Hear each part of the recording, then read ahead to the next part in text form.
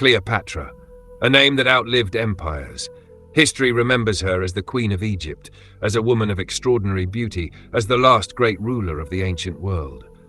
But the real Cleopatra was far more complex than the legend. She did not simply live surrounded by luxury. She lived among conspiracies, betrayal, and empires that devoured the weak.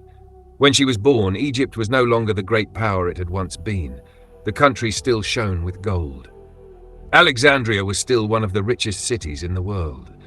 But behind that brilliance, danger was growing. Egypt was wealthy, and because Egypt was wealthy, Egypt was a prize. Rome was watching it more and more closely. And one day, this queen would have to understand. If she wanted to keep power, she would have to play not only against enemies inside her palace, she would have to play against Rome itself. Alexandria was not just a city. It was a symbol of wealth, knowledge, and power. Here stood palaces. Here treasures were kept. Here ships passed through, connecting Egypt with the entire Mediterranean world. To Rome, Egypt was not simply a beautiful land. It was grain, gold, fleet, money, and control over the East.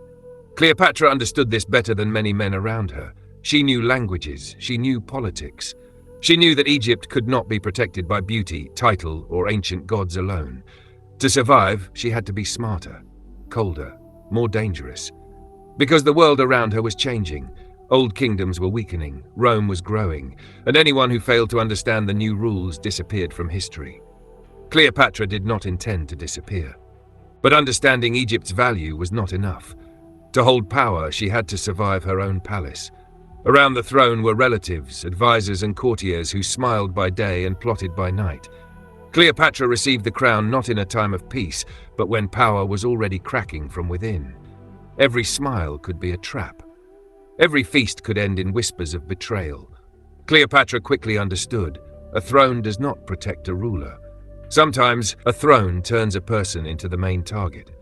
The court divided. Those who bowed yesterday could be preparing her fall today. In Alexandria, rumors were weapons as sharp as swords, and soon the struggle for power struck Cleopatra herself. She was pushed away from power. For many rulers, exile would have been the end, but for Cleopatra, it became a lesson. She waited for the moment when she could return. Because Cleopatra knew, power in Egypt was not given, it was taken. But determination alone was not enough. Cleopatra needed an ally stronger than her enemies, and that ally became the most dangerous man in Rome, Julius Caesar. He arrived in Egypt not as an ordinary guest. He came as a man followed by legions, power, and fear. For Cleopatra, meeting Caesar was not a romantic fairy tale. It was a risk. If she made a mistake, she would lose everything. If she convinced him, she would have a chance to reclaim the throne. Cleopatra understood that before her stood a man used to deciding the fate of states, but Caesar saw in her more than an exiled queen. He saw intelligence, political will, and a woman who could be useful to Rome. That was how Cleopatra returned to the game. Her alliance with Caesar gave her strength, and with that strength came the road back to power. But an alliance with Rome always had a price. Cleopatra did not return as a defeated woman. She returned as a ruler who had understood one essential truth.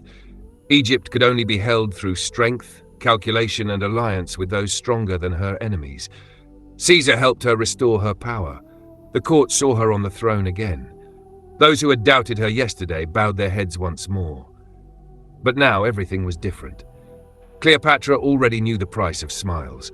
She knew the price of promises. She knew that every alliance could become salvation, or it could become a chain. Her connection with Caesar made her stronger, but it also tied Egypt even more tightly to Rome. And Rome never helped for free. To Rome, Egypt was too valuable to simply leave alone. Caesar could be an ally, but behind him stood the Republic, the senators, the legions, and a vast machine of power. Cleopatra rose higher, but the higher her power became, the more shadows gathered around her.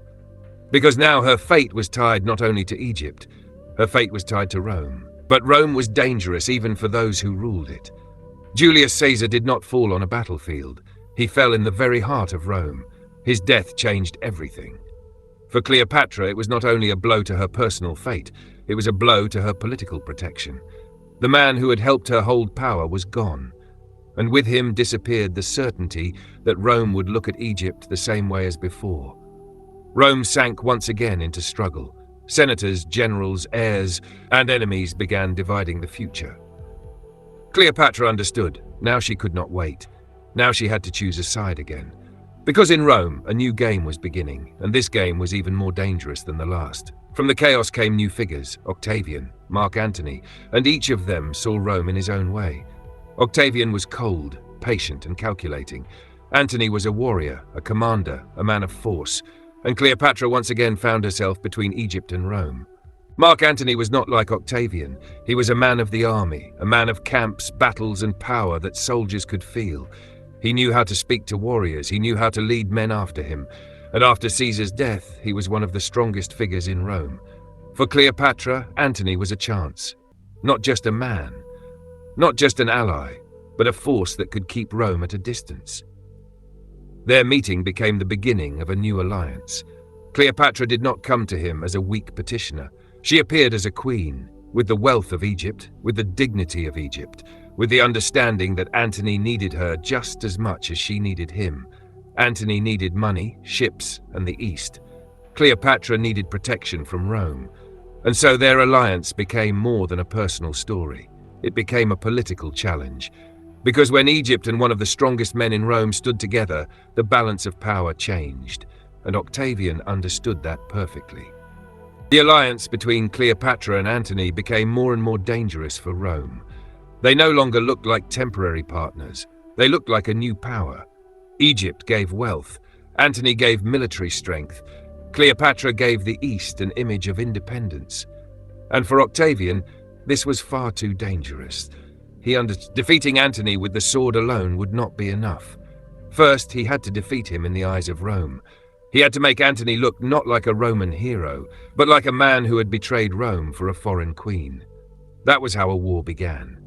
Not a war of ships, but a war of images. Octavian turned Cleopatra into a threat, a foreign ruler, a woman who had supposedly led Antony away from Rome. Egypt was presented as a dangerous world of luxury, gold, and Eastern gods, and Cleopatra became the symbol of that danger. The stronger her alliance with Antony became, the more Rome prepared to destroy it. Octavian did not hurry. He understood that first he had to break not Antony's army, but Antony's name. That was how the War of Images began. Cleopatra was portrayed not as a queen defending her country, but as a foreign ruler who had led Antony away from Rome. Egypt was turned into a nightmare for Romans. Gold, luxury, Eastern gods, and the power of a woman. The louder these stories became, the easier it was to prepare for real war. Antony looked more and more like a man of the East.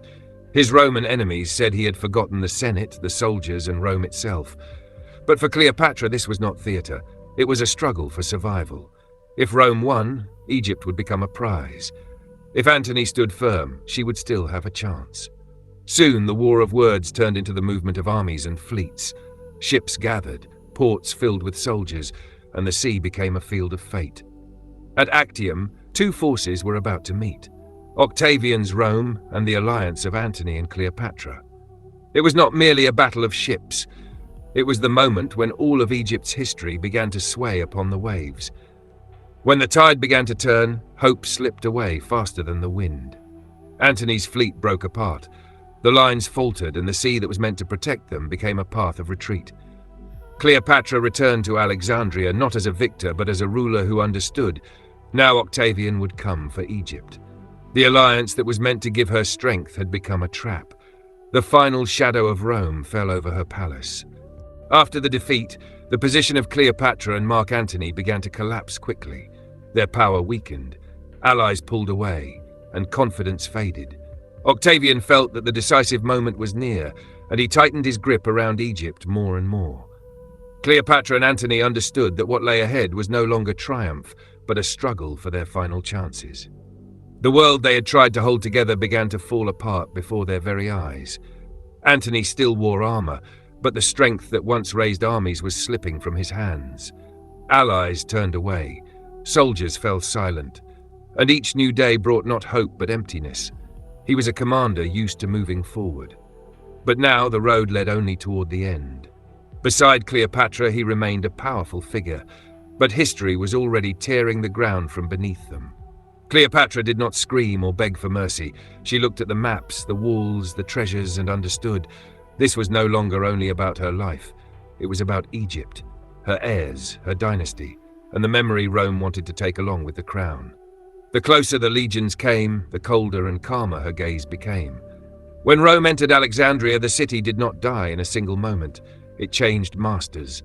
Roman standards passed where royal processions once shone. Palaces opened their doors to the victor. Octavian received what he wanted: Egypt, gold, and the path to sole power. But Cleopatra remained the final image he still needed to subdue. Octavian wanted more than to defeat her. He wanted to show her to Rome as proof of his power. But Cleopatra understood the price of such a triumph. She could lose the throne, the palace, and the country, but she would not allow herself to be turned into a trophy. In the final silence of her chamber remained the diadem, the candles, and a decision Rome could no longer undo. Egypt became part of the Roman Empire. The Ptolemaic dynasty came to an end. But Cleopatra's name did not disappear. Rome took her kingdom, but it could not take her legend. Centuries later, she is remembered not only as a beautiful queen, but as a woman who played the most dangerous game in the world, the game of empires. If you like stories of power, betrayal, and empires, subscribe.